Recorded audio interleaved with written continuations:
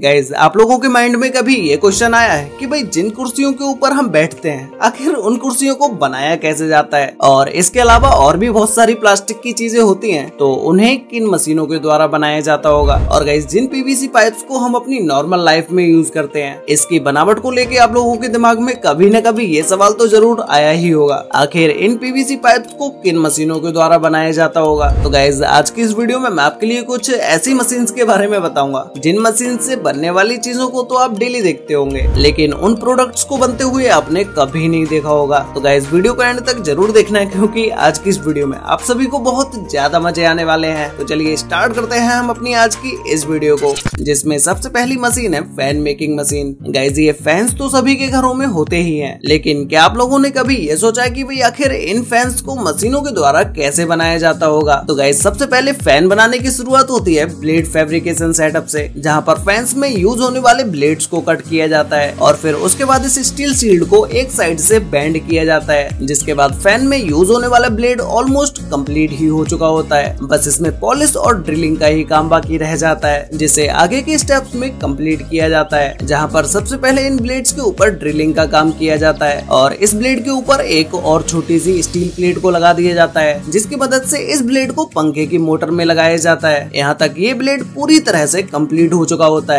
बस इसमें बाकी रह जाता है तो इस ब्लेड के ऊपर पेंट करना, जो कि नेक्स्ट स्टेप में इसे भी पूरा कर दिया जाता है। और फिर इसके बाद काम शुरू होता है एक फैन की मोटर के ऊपर, जिसमें सबसे पहले इस एल्यूमिनियम के बने हुए रोटर में प्लास्टिक के छोटे छोटे टुकड़े लगाए जाते हैं और फिर इसके बाद इस रोटर के ऊपर ऑटोमेटिक मशीन से कॉपर की वाइंडिंग की जाती है, जिसमें ये मशीन अपना काम इतनी ज्यादा तेजी से करती है कि कुछ ही मिनट्स में इस मशीन के द्वारा रोटर के ऊपर वाइंडिंग कंप्लीट हो जाती है। और फिर ये काम कंप्लीट होने के बाद इन सभी मोटर्स को हाई क्वालिटी वर्नेस के अंदर डाल दिया जाता है और फिर इसके बाद फैक्ट्री में काम कर रहे वर्कर्स की मदद से इन मोटर्स की electric wiring, soldering, soft pressing, grinding और फिर इसके बाद एंटी रस्ट कोटिंग की जाती है, जिसके बाद ये मोटर बनके पूरी तरह से कंप्लीट हो जाती है। और फिर इसके बाद इस मोटर के ऊपर एल्यूमिनियम के पॉलिश किए हुए इस कैप को लगा दिया जाता है, जिसके बाद इस कैपेसिटर को लगाकर इस फैन को टेस्टिंग के लिए भेज दिया जाता है और फिर टेस्टिंग के बाद इसे पैक करके रख दिया जाता है, जिसके बाद ये फैन मार्केट में जाने के लिए पूरी तरह से तैयार होता है। अब गाइज नेक्स्ट है प्लास्टिक प्रोडक्ट मैन्युफैक्चरिंग। गाइज हम लोग अपनी नॉर्मल लाइफ में प्लास्टिक की चीजें तो बहुत ही ज्यादा यूज करते हैं, जैसे कुर्सी, मग्गे और प्लास्टिक के कुछ इस तरह के डिब्बे भी हम अपनी डेली लाइफ में इन सभी चीजों का यूज करते हैं। लेकिन क्या आप लोगों के माइंड में कभी ये क्वेश्चन आया कि भाई आखिर इन चीजों को मशीनों के द्वारा बनाया कैसे जाता है। तो गाइज इन प्लास्टिक की चीजों को बनाने के लिए कुछ इस तरह की मशीनों का यूज किया जाता है। तो गाइज इस मशीन के द्वारा किसी भी चीज को बनाने के लिए प्लास्टिक के इन दानों का यूज किया जाता है, जिन्हें पीपी पैलेट्स या एबीएस प्लास्टिक पैलेट्स के नाम से भी जाना जाता है, जिसे इस मशीन के अंदर डाल दिया जाता है, जिसके बाद ये दाना पिघलकर एक पेस्ट की तरह बन जाता है। और फिर मशीन के अंदर अलग अलग आकार के मोल्ड होते हैं, जिसके अंदर इस प्लास्टिक को पैक कर दिया जाता है और ये प्लास्टिक उस मोल्ड का आकार ले लेती है। इसके बाद आप इस प्लास्टिक से किसी भी तरह की चीज बना सकते हैं, चाहे आप बेड बनाना चाहें, मग बनाना चाहें या फिर आप कुर्सी बनाना चाहें, जो चाहे आप इस प्लास्टिक से बना सकते हैं।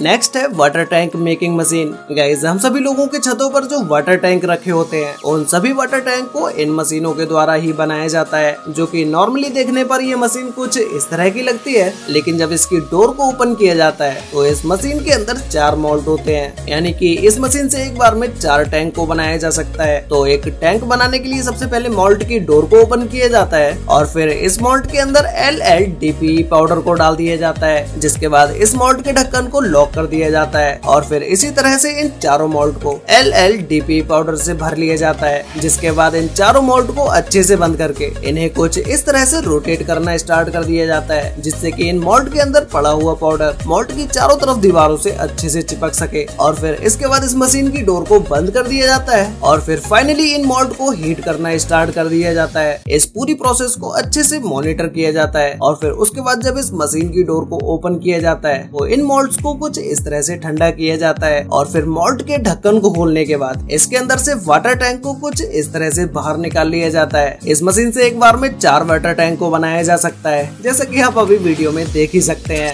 नेक्स्ट है PVC pipe making machine. Guys इस पीवीसी पाइप को बनाने के लिए पीवीसी रिसिंग पाउडर को कई खास तरह के पाउडर्स के साथ मिक्स करके इसका एक पेस्ट तैयार कर लिया जाता है और फिर इसके बाद पाइप को कोई खास कलर देने के लिए उस कलर को इस पेस्ट के अंदर डाल दिया जाता है, जिसके बाद इसे फिर से अच्छी तरह से मिक्स कर लिया जाता है और फिर इसके बाद जब इस मिक्सचर को मशीन से बाहर निकाला जाता है तो इसे अच्छे से सुखा लिया जाता है और फिर इसके बाद इसे पीवीसी पाइप मेकिंग मशीन में डालकर इसे गर्म करके इसका एक पेस्ट तैयार कर लिया जाता है, जिसके बाद ये मशीन इसे एक गोल शेप देना शुरू कर देती है और फिर जैसे जैसे ये पाइप बाहर आता जाता है वैसे ही इस पाइप को ठंडा करने के लिए इसके ऊपर पानी भी डाला जाता है, जिससे कि ये पाइप ठंडा रहे और ये फिर से मेल्ट ना हो जाए। जिसके बाद पाइप का नॉर्मल टेम्परेचर होने के बाद इसे परफेक्ट गोल शेप दिया जाता है और फिर उसके बाद इसे फाइनली पैक करने का काम शुरू कर दिया जाता है, जिसके बाद ये पाइप मार्केट में जाने के लिए पूरी तरह से तैयार हो जाता है। नेक्स्ट है dinner set making machine. Guys, आप सभी लोगों ने मार्केट में बहुत सारे खूबसूरत डिनर सेट देखे होंगे, लेकिन क्या आपने कभी ये सोचा है कि आखिर इन डिनर सेट्स को कैसे बनाया जाता होगा? तो गाइस, इन्हें बनाने के लिए सबसे पहले श्रमिक पाउडर को लिया जाता है और फिर इस पाउडर को बर्तन के वजन के हिसाब से तोला जाता है। जिसके बाद इस पाउडर को हाइड्रोलिक मशीन के नीचे प्लेट की तरह बने सांचे में डाल दिया जाता है और फिर उसके बाद हाइड्रोलिक प्रेस मशीन से इसके ऊपर प्रेशर लगाया जाता है। जिसके बाद जब ये मशीन ऊपर उठती है तो ये पाउडर पूरी तरह से एक प्लेट का शेप ले चुका होता है और फिर उसके बाद इन प्लेटों के ऊपर खूबसूरत डिजाइन देने के लिए इन प्लेटों के ऊपर एक ग्लू चिपका दिया जाता है और फिर इन प्लेटों के ऊपर एक डिजाइनदार पेपर रख दिया जाता है। जिसके बाद हाइड्रोलिक प्रेस से इन प्लेटों के ऊपर एक बार फिर से प्रेशर लगाया जाता है, जिसके बाद फाइनली ये प्लेटें बनकर तैयार हो जाती हैं।